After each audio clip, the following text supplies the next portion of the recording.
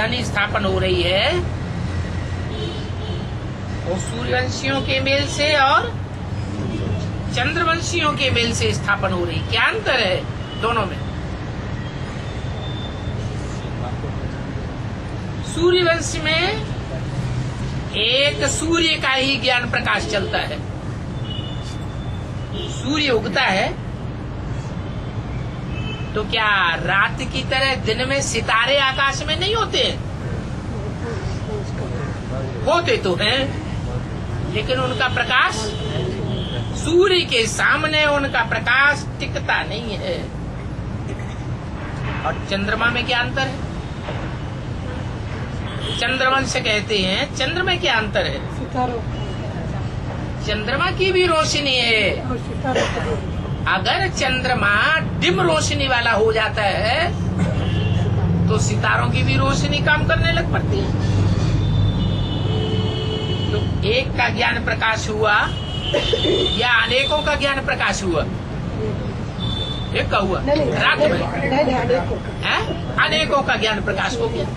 एक एक बात सुनाएगा, दूसरा दूसरी बात सुनाई देगा, तीसरा तीसरी बात सुनाई देगा। तुंडे तुंडे मतिर भिन्ना हो जाती है। तो सूर्यवंश और चंद्रवंश ये दो प्रकार की राजधानियां स्पष्ट नजर आनी चाहिए। सूर्यवंशी कौन है और चंद्रवंशी कौन है? सूर्यवंशी वो है जो एक के अलावा और कोई की मत नहीं मानते, पक्का पकड़ लेते हैं, पक्का बाप को पहचान लेते हैं और उसकी मत पर चलते हैं। चंद्रवंशी वो है जो न खुद बाप को पहचानते हैं पूरा पूरा और न दूसरों को पहचानने देते हैं, दूसरों की बुद्धि को भी मति भ्रम पैदा कर देते हैं। नहीं नहीं ये ऐसा है, अरे ऐसा नहीं है, वैसा है, तो मति भ्रम पैदा हो जाता है।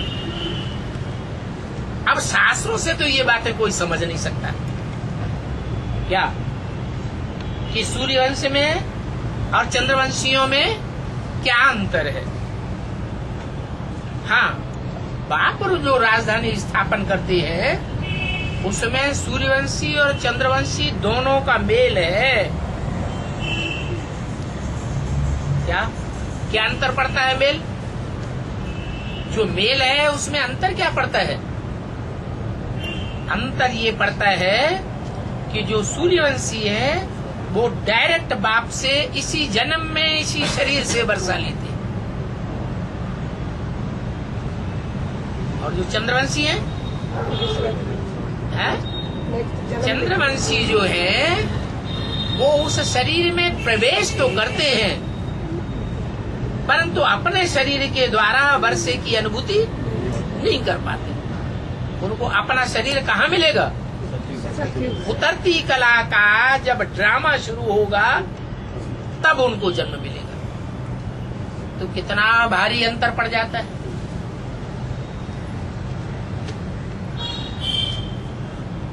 आसुरी मत पर चलने का और ईश्वरीय मत पर चलने का अंतर बताया। ईश्वरीय मत एक और आसुरी मत अनेक प्रकार की।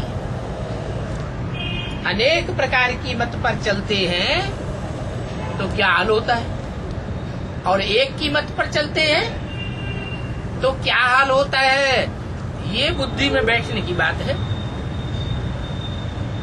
अभी गीता आदि तो इसने भी बहुत पढ़ी है। किसने? ब्रह्मा बाबा ने। अभी बाप कहते हैं ये भक्ति मार्ग का भूसा है।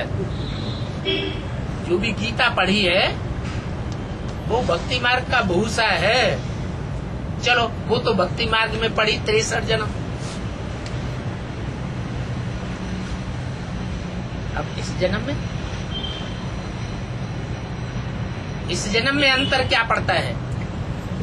जो चंद्रमा का पार्ट बजाने वाली आत्मा है उसने भी गीता पढ़ी जो सूजी का पार्ट बजाने वाली आत्मा है उसने भी गीता पढ़ी,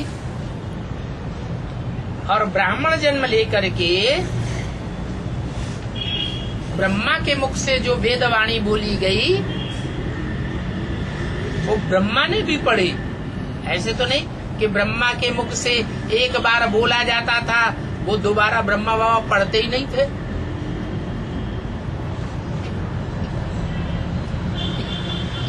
पढ़ते तो थे। इसने भी पढ़ी है और तुमने भी पढ़ी है। वेदवाणी तुमने भी पढ़ी, वेदवाणी इसने भी पढ़ी, इसके फॉलोअर्स ने भी पढ़ी। अंतर क्या है? लोग समझा नहीं तो समझा है। अंतर ये है कि ये बच्चों की रग में आ जाता था और तुम एक बाप के सिवाय और किसी के प्रभाव में नहीं आते हो। बाप कहते हैं सिर्फ पढ़ना करना, सुनना और सुनाना, ये तो भक्ति मार्ग का भूसा है।